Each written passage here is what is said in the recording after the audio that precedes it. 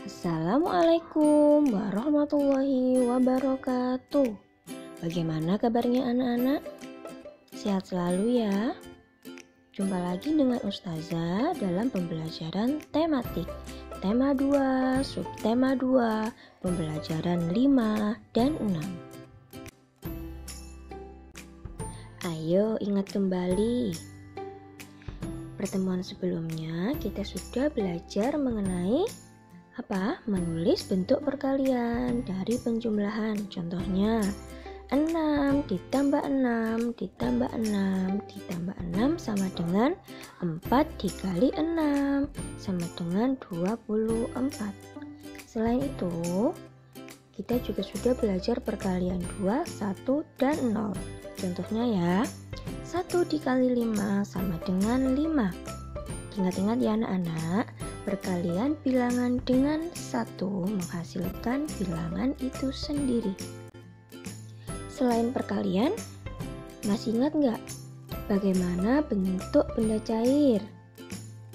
Ya, bentuk benda cair mengikuti wadahnya. Selain itu, apa saja yang termasuk benda gas? Iya, yang termasuk benda gas adalah angin, udara, dan asap. Hari ini kita belajar lagi menceritakan isi teks secara lisan. Isi teks dapat diceritakan kembali secara lisan. Caranya bagaimana?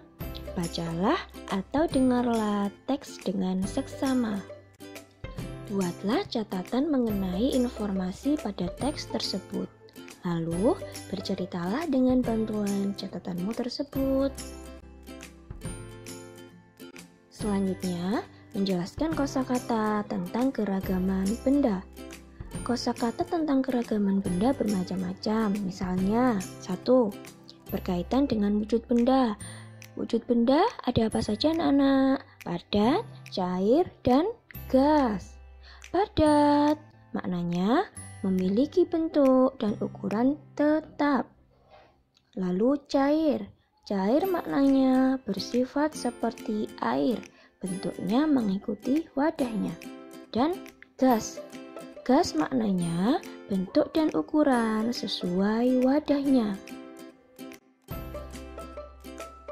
Setelah membahas mengenai menceritakan kembali isi teks dan menjelaskan kosakata tentang keragaman benda, selanjutnya kita belajar menyebutkan sikap yang boleh dan tidak boleh dilakukan di rumah. Contohnya, sikap yang boleh dilakukan di rumah: berpamitan kepada orang tua sebelum bermain. Selain itu, mengucapkan salam sebelum masuk rumah. Selain sikap yang boleh dilakukan di rumah, kita juga akan belajar sikap yang tidak boleh dilakukan di rumah. Contohnya, bermain hingga lupa waktu. Yang kedua, membantah nasihat orang tua. Anak-anak, setelah kita tahu mengenai contoh sikap yang boleh dilakukan di rumah dan tidak boleh, lalu kita juga akan mengetahui manfaat aturan di rumah. Aturan di rumah harus dipatuhi siapa? Setiap anggota keluarga. Aturan dibuat agar tercipta suasana yang damai. Bila tidak taat peraturan, dapat merugikan diri sendiri maupun orang lain. Sedangkan dengan adanya peraturan, hidup menjadi tertib dan teratur. Jadi manfaat dari aturan di rumah menjadikan hidup kita menjadi tertib dan teratur. Menentukan perkalian dengan hasil tertentu. Kita dapat menghitung perkalian dengan menggunakan tabel perkalian. Di sini Ustazah memberi contoh perkalian dengan hasil 24. Coba lihat dari tabel yang ada di slide, perkalian yang hasilnya 24 ada berapa saja? Yang pertama, 24 merupakan hasil perkalian dari 3 dan 8. Kita lihat dari baris ketiga dan kolom ke-8.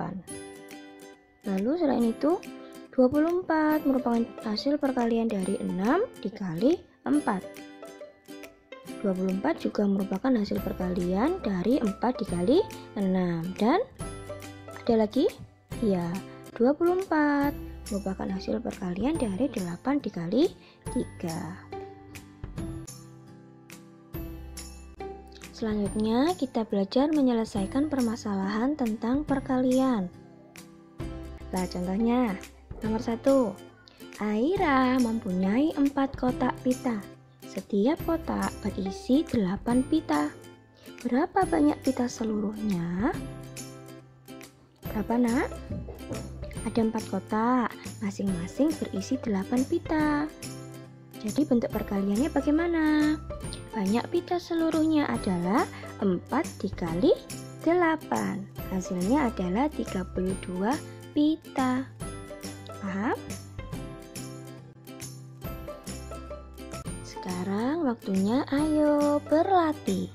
Kerjakan latihan soal subtema 2 halaman 123 untuk muatan matematika dan PPKN saja ya. Anak-anak bisa mengerjakannya di buku tugas atau langsung di buku paket. Jangan lupa ya, diberi keterangan nama, kelas, dan tanggal. Alhamdulillah, cukup sekian pembelajaran kita pada hari ini. Ustazah mohon maaf apabila ada perkataan Ustazah yang salah. Ustazah akhiri. Assalamualaikum warahmatullahi wabarakatuh.